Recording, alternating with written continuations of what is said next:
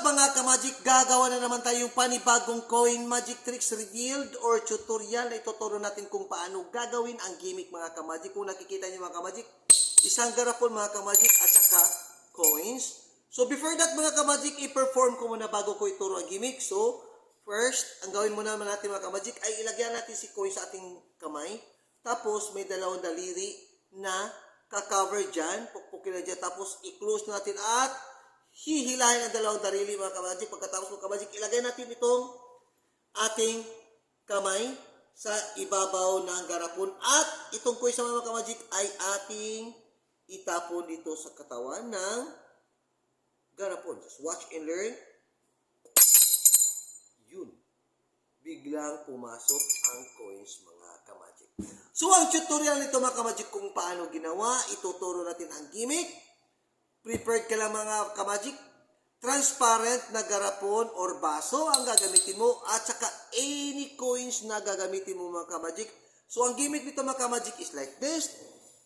So ilagay si coins mga ka-magic dito. Tapos paglagay dyan mga ka-magic, yung dalawang daliri na i-cover dyan.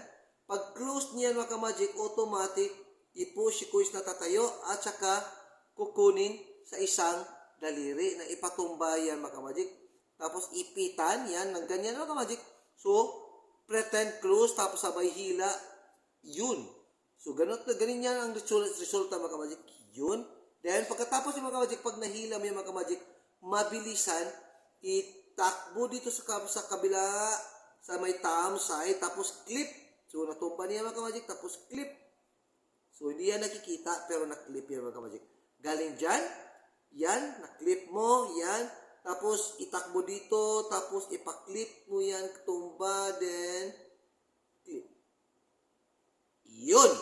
Katapos mga ka-magic, ganito mga ka-magic. So, ganito ang resulta. Yan, galing dyan. Tapan, close, tapos, i-clip, hila ang dalawang daliri. Tapos, itakbo dito sa thumb, then clip, open your palm na hindi makikita. Tapos yung kamay mo mga ka-magic ay ipatong sa bibig ng garapon. Pero nandiyan si coins na. Yan, nandiyan na si coins. Yung look, oh, nandiyan na si coins. Ipatong sa ibabaw ng garapon. Tapos pretend ka nandito si coins. Yan.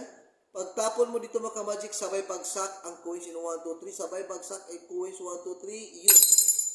Thanks for watching and Viva Jesus mga ka-magic. At sana naman mga ka-magic may natutunan naman kayong panibagong magic tricks, coin, and revelation. See you for the next episode, mga ka-magic, and Viva Jesus! Please subscribe, mga ka-magic. Kung wala pa naka-follow, please subscribe and like and share, mga ka-magic. Thanks for watching!